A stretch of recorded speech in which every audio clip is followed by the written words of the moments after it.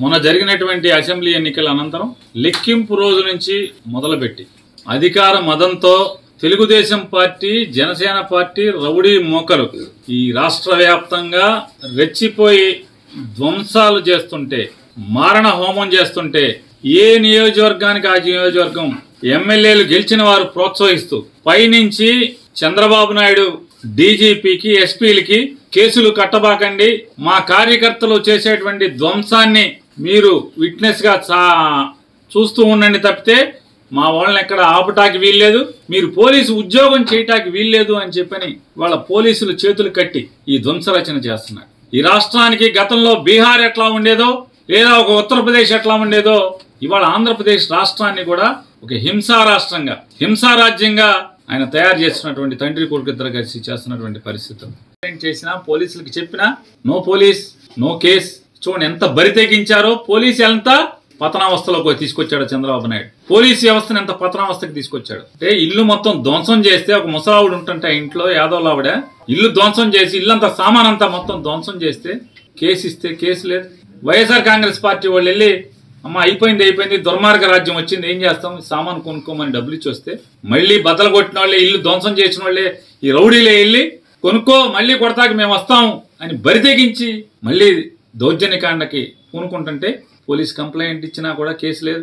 నిన్న రాత్రి గౌడ కులస్తుడు, చిన్న కుటుంబం, కూలి చేసుకు బతుకుతారు మూడు పిల్లలు, వాళ్ళ ఇంటి మీదకి వెళ్ళి కేవలం వైఎస్ఆర్ కాంగ్రెస్ పార్టీకి పనిచేశామని చెప్తే ఎన్టీఆర్ కాలనీ, చిలకలపూడి పోలీస్ స్టేషన్లోని పరిధిలోని ఎన్టీఆర్ కాలనీ గోడౌన్స్ ఎదురుకుండా చూడండి ఆ పేదవాడి ఇండ్లు ఏ రకంగా బియ్యంతో సహా ఏ రకంగా ధ్వంసం చేశారో. ధ్వంసం చేస్తే మూడు పిల్లలు పచ్చిగా ఆడు అడుగుతాడంట వెళ్ళినోడు, ఆడి పేరు నవీన్, రౌడీ షీటర్, ఆడి మీద ఒక 25-30 కేసులు ఉన్నాయి.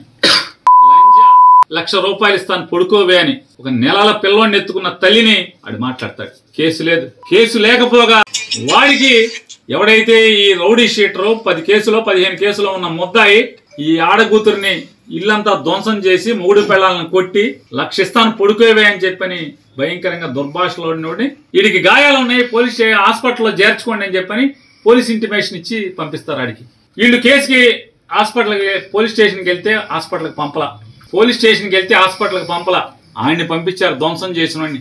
సరే నీళ్లు మా కార్పొరేటర్లు వాళ్ళు కలిసి వెళ్ళి హాస్పిటల్లో జాయిన్ చేస్తే బరి తెగించి పోలీసులు ఉండగా ముగ్గురు, ఒక ఏఎస్ఐ, ఒక హెడ్ కానిస్టేబుల్ ఉండగా 15 మంది రౌడీలు ఈ కొట్టిన వాళ్ళందరూ కూడా వచ్చి రేయ్ మంచం మీద పడుకున్నారేంటే, లంజా మంచం మీద పడుకున్నావేంటి, హాస్పిటల్ సీసీ ఫుటేజీలు తీయించుకోవాలని ఎస్పీ గారిని డిమాండ్ చేస్తున్నా. నిజంగా మీరు పోలీసు ఉద్యోగం చేస్తుంటే కనుక, జీతం తీసుకుంటుంటే కనుక తీయించండి. ప్రజలకు ఈ రకంగా దారుణాలు జరుగుతుంటే, అమాయకుల మీద దారుణాలు జరుగుతుంటే పోలీసు పట్టించుకోరా?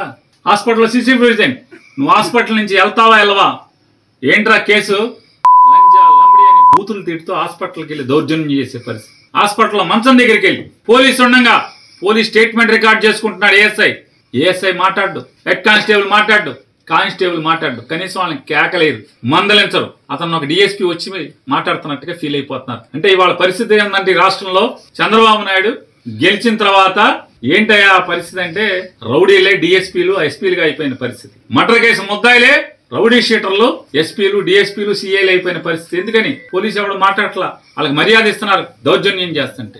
అలాగే పెదసింగ లక్ష్మణరావు గారి ఇంటి ఎదురుకుండా మా ఇంటికి దగ్గరలో పాలకేంద్రం సురేష్, చిలకలపూడిలో పాలకేంద్రం సురేష్ అనేవాడు, అలాగే మహేష్ అనేవాడు విచ్చలవిడిగా బరి తెగించి ఎస్ఐని కొట్టి వీడియో సీసీ ఫుటేజ్లు ఉన్నాయి మొత్తం, పోలీసుల్ని కొట్టి, పోలీసులు బ్యారికేడింగ్ పెట్టి కుర్చీల్లో కూర్చుంటే ఆ కుర్చీలు పెట్టి వాళ్ళని కొట్టి, కార్లు ధ్వంసం చేస్తే ఇంతవరకు కేసు ఇచ్చినా కూడా కేసు కట్టలేదు, ఎఫ్ఐఆర్ కట్టలేదు ఇంతవరకు.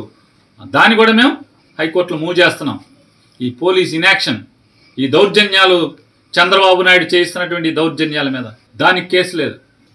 ఈ రకంగా ఎవరెవరైతే ఇవాళ పొద్దునుంచి ఇవాళ ఎమ్మెల్యేలందరం కూడా, మాజీ ఎమ్మెల్యేలందరం కూడా కూర్చుని అసలు ఏంటి పోలీస్ వ్యవస్థ దగ్గరుండి ఇలా దాడులు చేయిస్తుంది, ధ్వంసం చేయిస్తుంది, కత్తిపోట్లకి అంటే అత్యాయత్నాలు చేస్తుంటే పోలీసులు సాక్ష్యాలు ఉంటున్నారు దగ్గరుండి, ఏం మాట్లాడట్లేదు, నిమ్మకు నీరెత్తినట్టు ఉంటున్నారు, వాళ్ళే ప్రోత్సహిస్తున్నట్టుగా ప్రవర్తిస్తున్నారని చెప్పని ఏంటి అసలు ఏం జరుగుతుందని మేము ఎమ్మెల్యేలందరం కూర్చుని మాట్లాడుకుంటాకి, జిల్లాలో ఉన్నటువంటి మాజీ ఎమ్మెల్యేలందరం కూడా కూర్చుందామంటే మీరు వెళ్ళకూడదు మీటింగ్కి.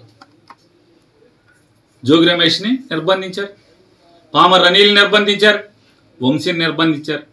వీళ్ళని కూడా నిర్బంధిస్తే దాటుకుని మీ ఇష్టం వచ్చింది చేసుకోండి అని చెప్పి నడుచుకుంటా ఊరి చివరికి వస్తే చివరికి అప్పుడు వేరే కార్లు వేసుకుని రావాల్సిన పరిస్థితి.